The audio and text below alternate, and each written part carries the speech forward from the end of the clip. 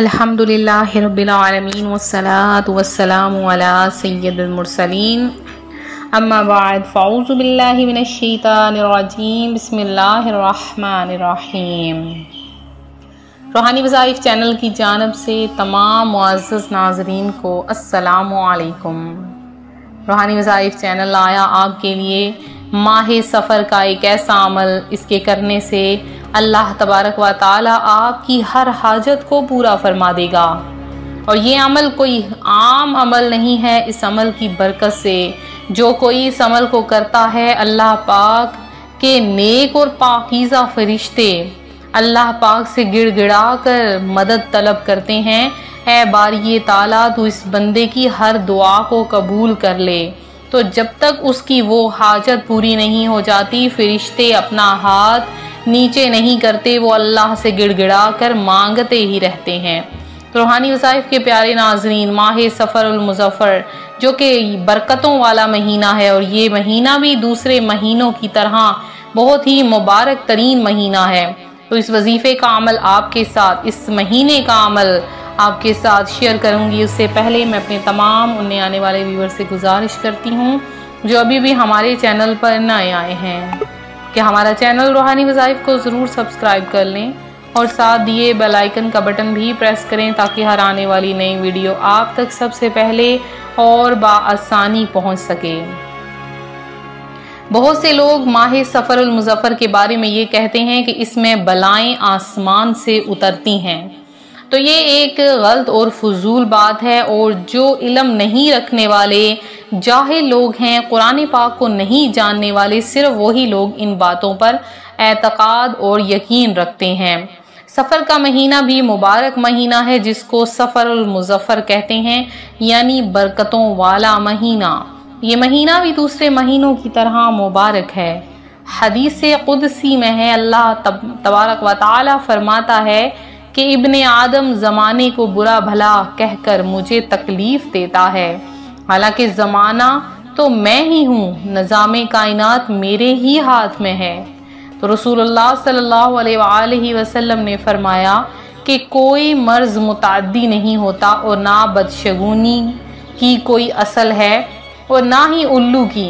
हम कहते हैं कि अगर रात में कोई उल्लू वगैरह बोल जाता है तो उससे क्या होता है कि बदशगुनी आ जाती है, नहूसत आ जाती है। और फरमाया कि ना ही सफ़र की नहूसत की कोई बुनियाद है। लिहाजा माह सफ़रुल मुज़फ़्फ़र में ना निकाह करना मना है, ना कोई अच्छा काम करना मना है, इसकी कोई भी कहीं भी असल मौजूद नहीं है। तो माह सफ़र के महीने में जो कोई आयतल कुर्सी को लगातार पढ़ता है, कम अज़ कम 500 मरतबा रोज़ाना पढ़ता है, अल्लाह पाक उसकी हर दुआ कबूल फरमा लेता है।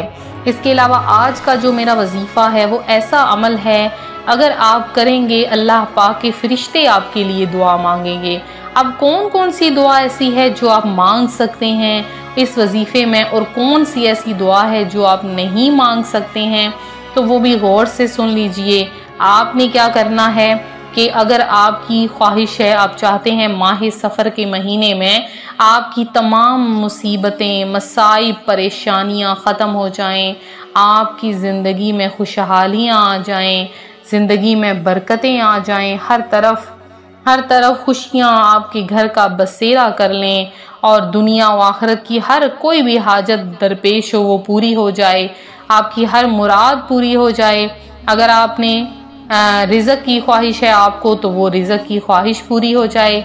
अगर आपको कोई परेशानी है या कोई मकसद है ख़ास जो पूरा करना चाहते हैं, उसके लिए आप ये अमल कर सकते हैं। अपनी औलाद के किसी मकसद को पूरा करना चाहते हैं, आप चाहते हैं आपकी औलाद नेक हो जाए या किसी भी मकसद में कामयाब हो जाए, तो उसके लिए आप ये अमल कर सकते हैं। इसके अलावा आप अपने लिए कोई एमरजेंसी वजीफ़ा चाहते हैं, आप चाहते हैं आपकी ये हाजत जो है फौरी तौर पर अमल करते ही पूरी हो जाए, तो आप ये अमल कीजिए, इंशाअल्लाह बरकतें ही बरकतें होंगी। इसके अलावा ऐसा भी होता है कि सालों पुराना कोई जादू होता है, और जिससे क्या होता है कि इंसान परेशानियों में मुब्तला होता रहता है, उसकी हाजतें पूरी नहीं होती, हर वक्त बीमार रहता है। तो उसके लिए भी आप ये अमल करें, इंशाअल्लाह बहुत ज़्यादा फ़ायदेमंद ये अमल है।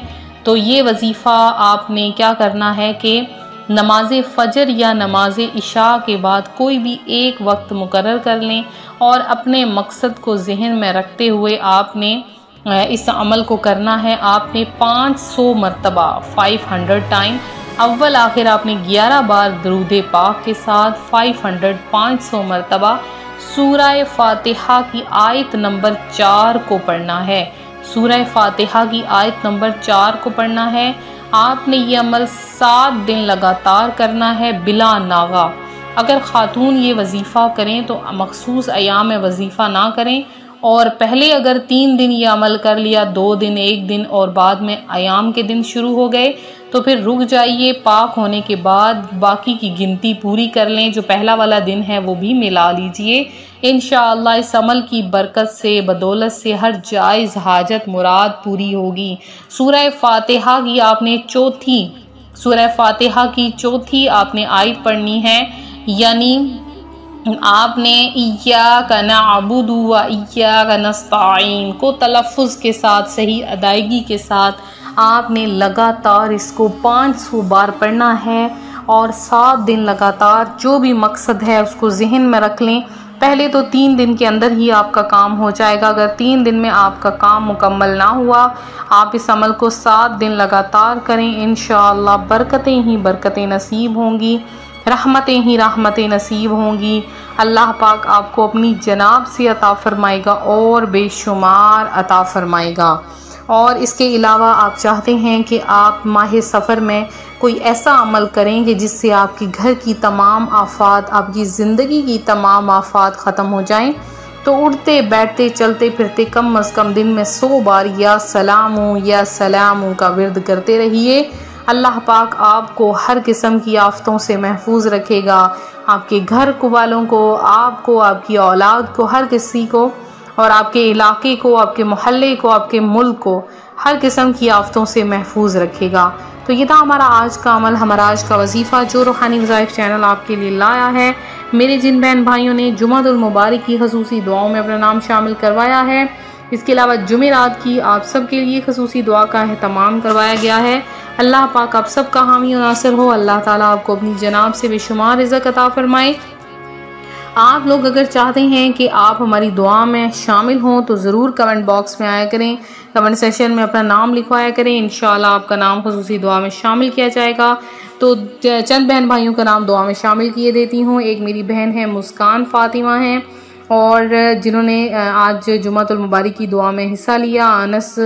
अनस गौरी हैं, और आबिदा शेख शाफ़ी हैं, और सैयद शाह हैं, फ़रहान हैं, अम्मे इस्लाम हैं, शबाना हैं, और जिन्होंने दुआ में हिस्सा लिया है। इसके अलावा कुछ और बहन भाई हैं जिनका नाम शो नहीं हो रहा। आयशा नियाज़ हैं जिन्होंने दुआ में हिस्सा लिया। रिफ़त शाहबाज़ हैं, और रिफ़त शाहबाज़ के अलावा जो भी मेरी बहनों और भाइयों ने वजीफ़े के साथ दुआ में अपना नाम शामिल करवाया है, अल्लाह पाक आपकी तमाम दुआओं हाजतों को पूरा करे। और अगर आपका नमाज में दिल नहीं लगता तो आपसे ये अर्ज़ है कि आप नमाज को फिर भी पढ़िए। इंशाअल्लाह जो शैतान आप पर हावी है वो हमेशा के लिए चला जाएगा। मिलते हैं अपने अगले वजीफ़े के साथ। फ़ी अमानिल्लाह।